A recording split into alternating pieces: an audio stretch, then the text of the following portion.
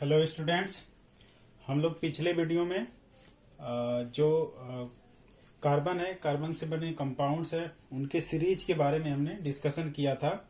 इसकी सीरीज किस तरह से होते हैं तो हमने देखा था कि एक सीरीज था CnH2n+2 वाला, जिसको हमने एन सीरीज बोला था,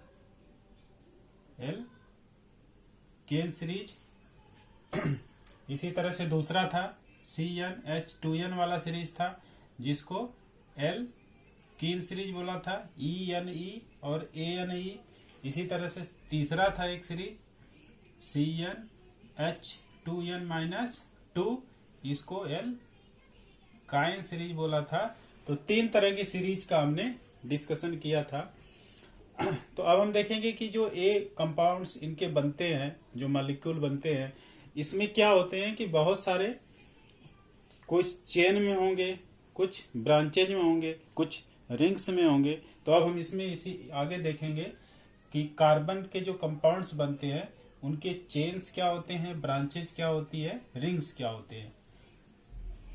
तो देखते हैं क्या हमें देखना है। चेन्स, ब्रांचेज, रिंग्स, ये तीन चीजें हैं। चेन है, ब्रांचेज है, रिंग्स है। चेन क्या होती है? यदि एक सीधी रेखा में चली जा रही है तो ये चेन हो गई। ब्रांचेज क्या होती है? ब्रांचेज हम जानते हैं, ब्रांचेज एक सीधी रेखा जा रही है, एक इस तरह चली जाएगी, एक इस तरह चली जाएगी, तो ये क्या बन जाएगा? ब्रांच बन जाएगा, जहां पे एक जगह से दो भागों में डिवाइड हो गई। रिंग्स क्या हो जाएंगे? इस तरह से यदि बन जाता है कार्बन का कोई, ये क्या है? ये भी कार्बन का कोई न कोई कंपाउंड है, ये कार्बन कंपाउंड है। यदि इस रूप में बनता है तो इसको चेन बोलेंगे, और यदि इस रूप में बनता है तो इसको ब्रांच बोलेंगे, और यदि रिंग के रूप में बनता है तो उसको रिंग्स बोलेंगे। तो हम देखेंगे एग्जांपल के थ्रू कि कैसे चेन्स बनते हैं, ब्रांच बनते हैं और रिंग्स बनते हैं।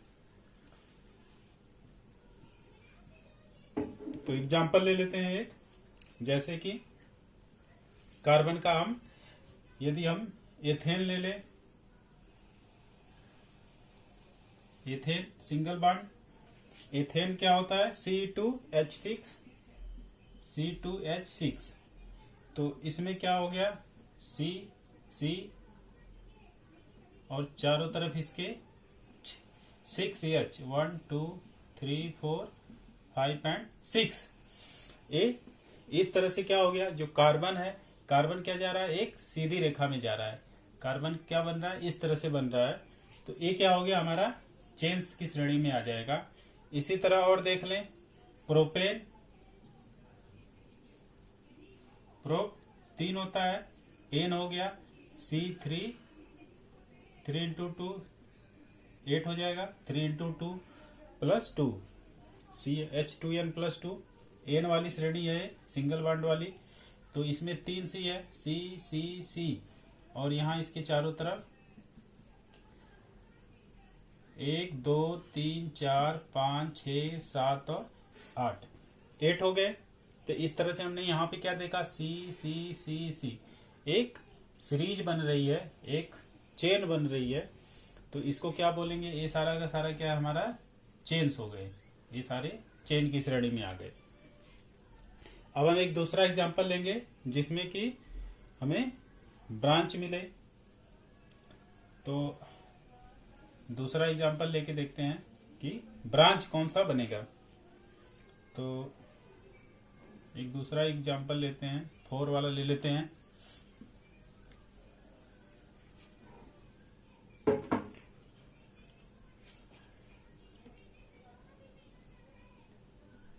C4H10 हो गया। C4H10 को क्या बोलेंगे हम? ये क्या हो गया? 4 क्या होता है? ब्यूट, और ये 2n+2 वाला है तो ब्यूटेन, सिंगल बॉन्ड वाला है, ब्यूटेन श्रेणी का है, इसका नाम हो गया ब्यूटेन। एल्केन श्रेणी का है, ब्यूटेन हो गया। ब्यूटेन का हम देखते हैं इसमें क्या होता है, दोनों बन सकता है। इसमें जैसे हम इसका दो बना ले, चेन भी बनेगा इसका, और ब्रांच भी बन सकता है। तो चेन कैसे देखते हैं, इसमें 4 है, 1 2 3 4 और चारों तरफ से 10 H हो जाएंगे, 1 2 3 4 5 6 7 8 9 10। कितने हो गए, 10 H हो गए, 4 4 कंप्लीट हो गए, 8 8 इसके हो गए, 2 2 हाइड्रोजन के हो गए, मॉलिक्यूल तैयार हो गया। अब इस तीसरे तरह से हम इसमें ब्रांच में देख सकते हैं कि ये ब्रांच में कैसे बन जाएगा। तो ये 2 को इधर रखते हैं, सी सी, ये 2 हो गया, इन दोनों को ब्रांच में कर देते हैं, एक सी इधर कर देते हैं, एक सी इधर कर देते हैं। ब्रांच में हमने देखा था कि ऐसे चला जाता है। तो अब इसके चारों तरफ यदि हम एच करते हैं, 3 इसके हो जाएंगे, 3 इसके हो जाएंगे, 3 इसके हो जाएंगे, 4 4 हो गए, इसके 2 2 4 2 6 बच गए और एक इसका करना पड़ेगा, तो 8 हो गए। तो अब एच की संख्या गिन लेते हैं, 1 2 3 4 5 6 7 8 9 10। 10 हो गया एच। तो हमने यहाँ पे क्या देखा कि ये ब्रांच बन गया। ये किस तरह का, सी सी सी सी, ये ब्रांच बन गया। तो ये चेन हो गया, ब्रांच हो गया। तो यदि पूछा जाए कि चेन्स क्या होता है, तो हम कार्बन के जो एक लाइन में या एक सीरीज में जो कार्बन होते हैं और उनसे जुड़ के जो एटम दूसरे जुड़ते हैं, तो इस तरह का सीरीज जो होगा वो क्या हो जाएगा, चेन हो जाएगा। और यदि वो ब्रांच में कन्वर्ट हो जाता है तो उसको ब्रांच बोल देंगे। इसी तरह से हम देखेंगे कि अच्छा, इसमें एक चीज और देखेंगे कि इनका जो मॉलिक्यूलर फार्मूला है, जो मॉलिक्यूल है, ये मॉलिक्यूल क्या है, एक ही है मॉलिक्यूल। एक ही मॉलिक्यूल क्या है, ये भी स्ट्रक्चर शो करता है, ये भी स्ट्रक्चर शो करता है।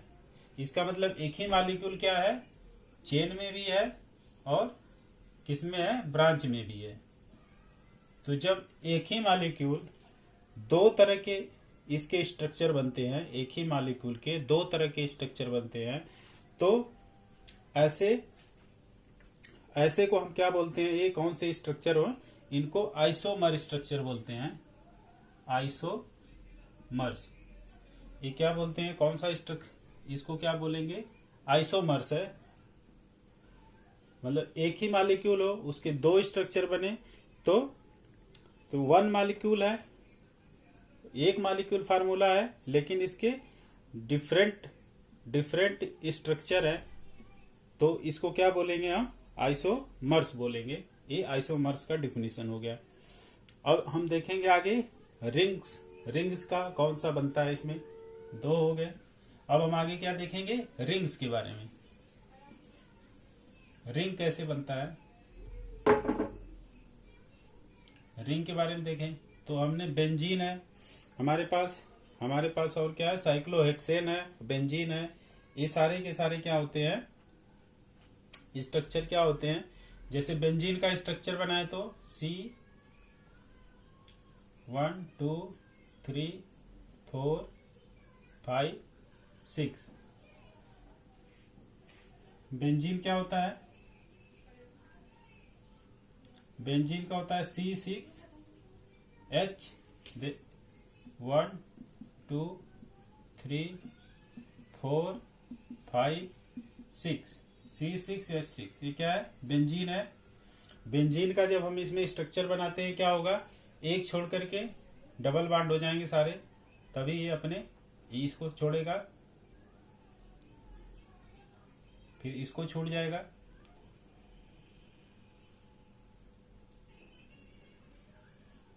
तो एक एक छोड़ करके ये डबल बॉन्ड हो जाते हैं, तो इसके 8 हो जाएंगे, 2 2 4 2 6 2 8। इसी तरह इसके भी 8 हो जाएंगे, सारों के 8 8 हो जाएंगे। तो इस तरह का जो स्ट्रक्चर बनता है वो बेंजीन है। ये किस रूप में बन रहा है, एक सर्किल के रूप, रिंग के रूप में बन रहा है। तो रिंग के रूप में, तो इस तरह के स्ट्रक्चर को क्या बोलेंगे, ये रिंग स्ट्रक्चर है। तो हमने 3 चीजें देख लिया, चेन्स देख लिया, ब्रांच देख लिया, रिंग्स देख लिया, कि ये जो कार्बन के मॉलिक्यूल्स बनते हैं, तैयार होते हैं, उनको कैसे हम चेन्स में, ब्रांच में, रिंग्स में रख सकते हैं। ये प्रैक्टिस की चीजें हैं, धीरे धीरे समझ में आ जाएगा। अब इसके आगे हम देखेंगे कि हेटेरो एटम्स क्या होते हैं, इसी के आधार पे हम क्या करेंगे, दो चीजें करेंगे। एक तो फंक्शनल ग्रुप देखेंगे, कौन सा फंक्शनल ग्रुप होता है, उसके आधार पे नामकरण करेंगे। एक होता है हेटेरो एटम। हेटेरो एटम एक ही वर्ड है। हेटेरो का मतलब क्या होता है, विषम। विषम का मतलब दूसरा हो जाता है, कोई दूसरा चीज आएगा। एटम का मतलब क्या हो गया, परमाणु हो गया या एटम ही हो गया। जब कहीं पे विषम परमाणु आ जाए, हाइड्रोजन और कार्बन के अलावा कोई चीज आ जाता है, तो हाइड्रोजन को रिप्लेस करता है, तो वहां पे हमें क्या मिल जाता है, विषम हेटेरो एटम मिलते हैं, तो उनको हेटेरो एटम बोला जाता है। अब इसको हम देखेंगे कि हेटेरो एटम कैसे होता है।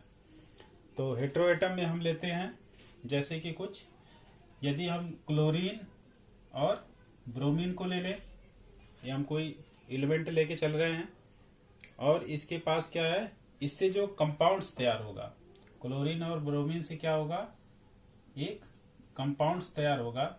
जो भी कंपाउंड्स तैयार होंगे उनको वो क्या होंगे, किसी न किसी फंक्शनल ग्रुप में होंगे।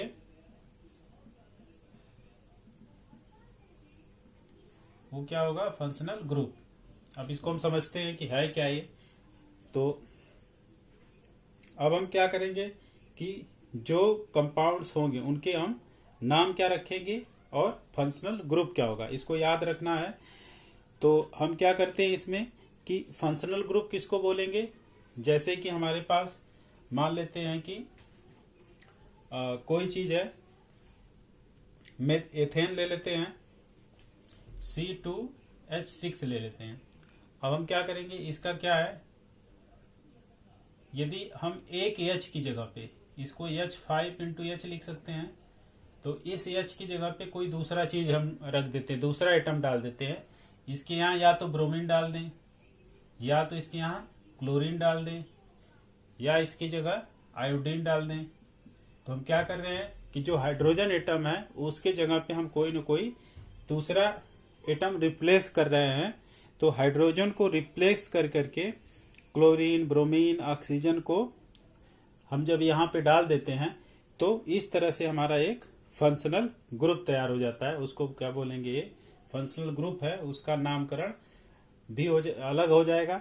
तो अब देखेंगे कि क्या होता है। जैसे कि हम यदि मान लेते हैं फंक्शनल ग्रुप, यदि क्लोरीन या ब्रोमीन को रखते हैं, तो चूंकि क्लोरीन, ब्रोमीन, आयोडीन 21 हैलोजन है, पीरियोडिक टेबल में आएगा ये सब, इसको हैलोजन बोलते हैं। तो इसी से इसको क्या बोलते हैं, क्लोरो, ब्रोमो, इस तरह से बोल देंगे।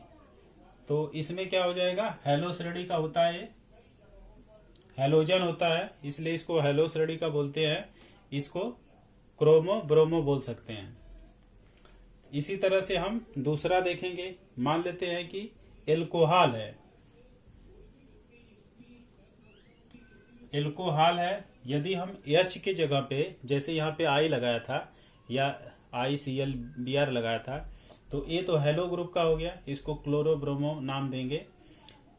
जैसे कि अब यहाँ पे जैसे आयोडो, ये हमारा एथेन था, तो आयोडीन लगा है, तो इसको क्या बोल देंगे, आयोडो एथेन। इसी तरह से यदि हम यहाँ पे क्लोरीन रखते हैं, H की जगह एक रिप्लेस करके, तो इसको क्या बोलेंगे,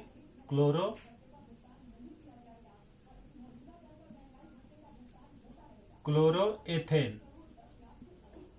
तो इस तरह से हम इसका नामकरण करते जाएंगे। इसी तरह से एल्कोहल में क्या आ जाएगा, OH को हटा के यहाँ पे क्या आ जाएगा, OH आ जाएगा। तो इसको हम क्या दिखाएंगे, ये क्या है, OH आ जाएगा, तो ये एल्कोहल बोलेंगे।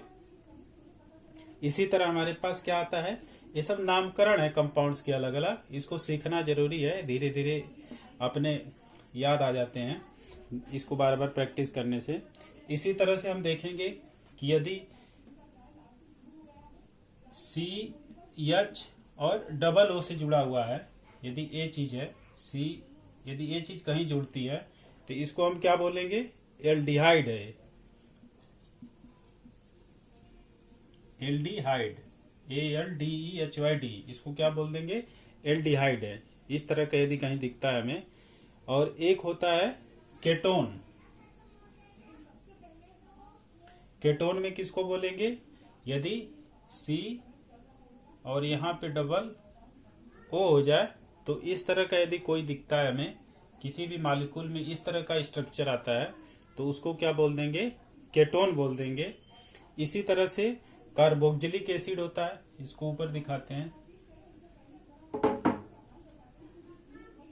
यदि हमारे पास C एक डबल O और इधर पे OH हो जाए, यदि ये स्ट्रक्चर कहीं पे दिखता है तो इसको हम क्या नामकरण देंगे, कार्बोक्जिलिक एसिड। Carboxylic acid. तो ये क्या है, ये अलग अलग जो है कि अलग अलग फंक्शनल ग्रुप होने के कारण अलग अलग इनके नामकरण है। इसको और आगे हम डिटेल में देखेंगे कि इसमें कैसे कैसे कोई कार्बोक्जिलिक एसिड आता है, कोई एल्कोहल आता है, कोई एथेनॉल आता है, कोई एथिल एल्कोहल आता है। तो इन सबों का नाम हम आगे पढ़ेंगे। इसको याद रखना बहुत जरूरी है, इस फंक्शनल ग्रुप को। यदि ये नहीं याद होंगे तो आगे नामकरण में बहुत प्रॉब्लम होगी। तो इसको हम तैयार कर लेंगे, लर्न कर लेंगे एक दो बार लिख करके। अब हम देखेंगे कि होमोलोगस सीरीज क्या होता है।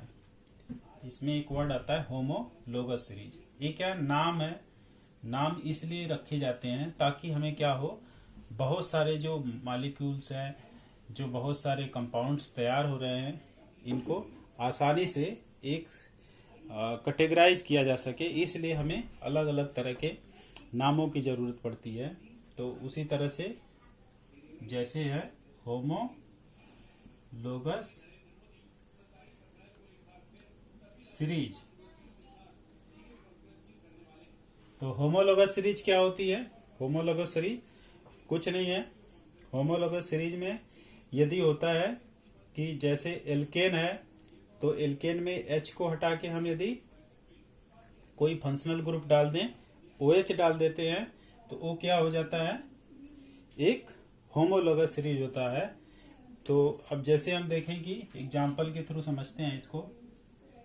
CH4 है, हमारे पास मेथेन है, C2H6 है, एथेन है, हमारे पास C3H8 प्रोपेन है, 3 प्रोप होता है। इसी तरह C4H10 ब्यूट होता है, ब्यूटेन हो गया। ये CnH2n+2 वाले लेके चल रहे हैं। तो अब इसमें हम क्या करेंगे कि एक एक हाइड्रोजन हटाएंगे, कोई दूसरा फंक्शनल ग्रुप इसमें डाल देंगे। फंक्शनल ग्रुप हमने पढ़ा था अभी पीछे। फंक्शनल ग्रुप क्या होते हैं, यदि उस तरह के आ जाते हैं स्ट्रक्चर तो उनको फंक्शनल ग्रुप की श्रेणी में रखते हैं, उनका नामकरण अलग हो जाता है। तो अब हम देखेंगे कि CH4 में इसको CH3×H लिख सकते हैं, या इसको इस तरह से देखें CH H। और यहाँ पे क्या हुआ कि एक H को हम रिप्लेस करके कोई दूसरा चीज डाल देंगे, जैसे OH डाल दिया हमने।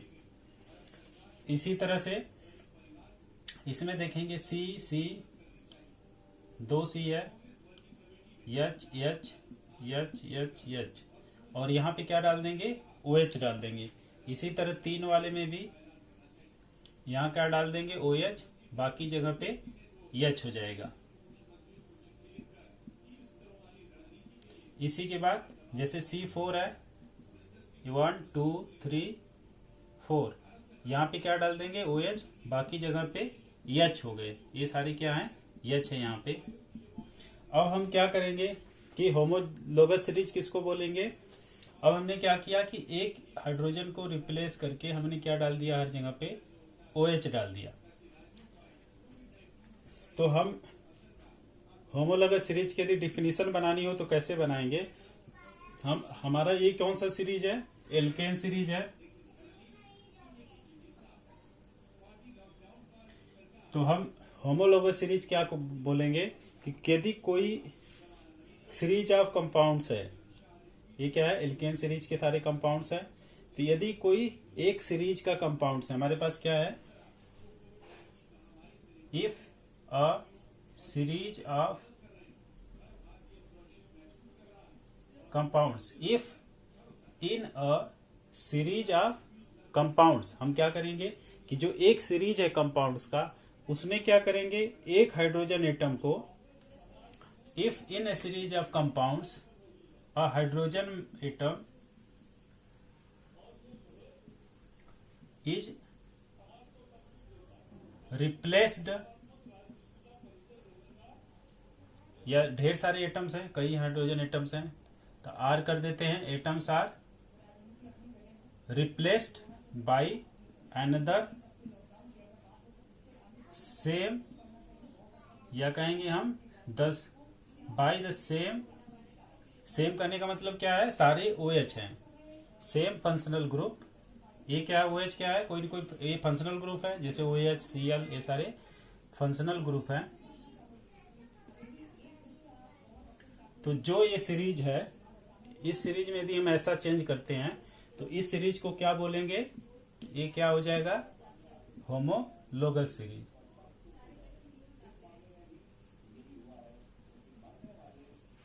तो इस तरह से हमने देखा कि होमोलोगस सीरीज क्या होता है कि यदि हम किसी सीरीज के कंपाउंड्स में यदि कोई हम फंक्शनल ग्रुप्स जोड़ देते हैं H की जगह रिप्लेस करके, तो हम इसको होमोलोगस सीरीज बोलते हैं। इसी तरह से होमोलोगस सीरीज, ये क्या है, कार्बन की चेन है, ये सारी कार्बन की चेन है। तो हम किसी कार्बन चेन में यदि हम किसी एक हाइड्रोजन को एक फंक्शनल ग्रुप से रिप्लेस कर देते हैं तो ये क्या बन जाता है, हमारा होमोलोगस सीरीज बन जाता है। इसी तरह होमोलोगस सीरीज एल्केन श्रेणी का है। इसी तरह से हम एल्कीन श्रेणी का भी बना सकते हैं। एल्कीन श्रेणी का जो फार्मूला है उसके बेस पे एल्कीन श्रेणी का भी बना सकते हैं, और इसी तरह से एल्काइन श्रेणी का भी बना सकते हैं। तो तीनों श्रेणियों का एक H को रिप्लेस करके इस तरह डाल देंगे तो हमारा होमोलोगस सीरीज बन जाएगा। अच्छा, इसके बाद हम देखेंगे कि ये जो होमोलोगस सीरीज है इसमें क्या होता है कि कुछ प्रॉपर्टी देखेंगे कि होता क्या है इसमें।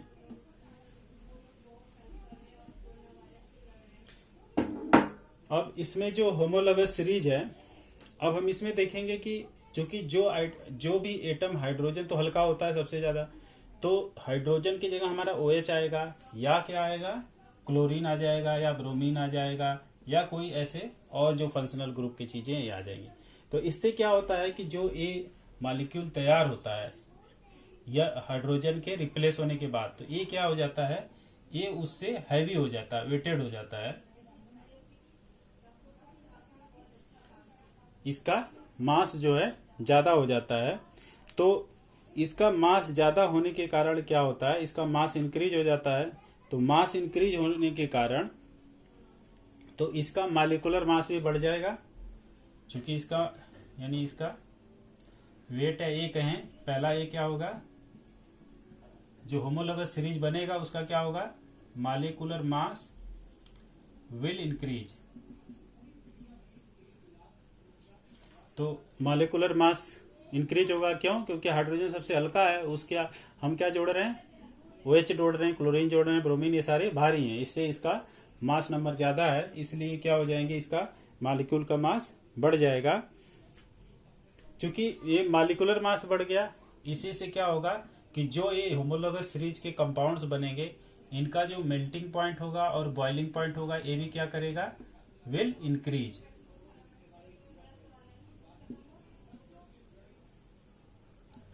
तो इनका मेल्टिंग और बॉइलिंग पॉइंट भी इंक्रीज हो जाएगा।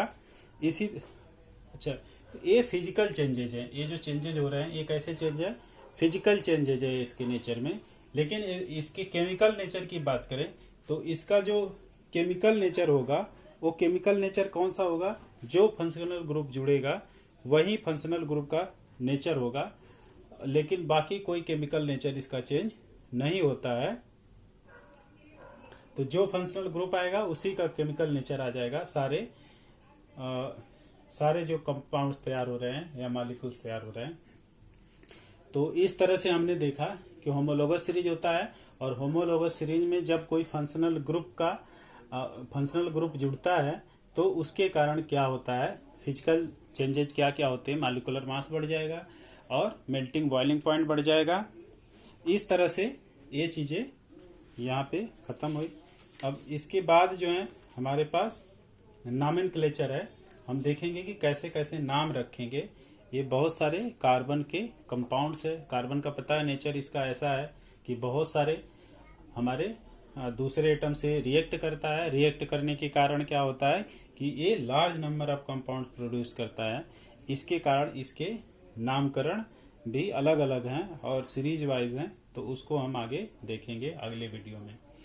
Thank you.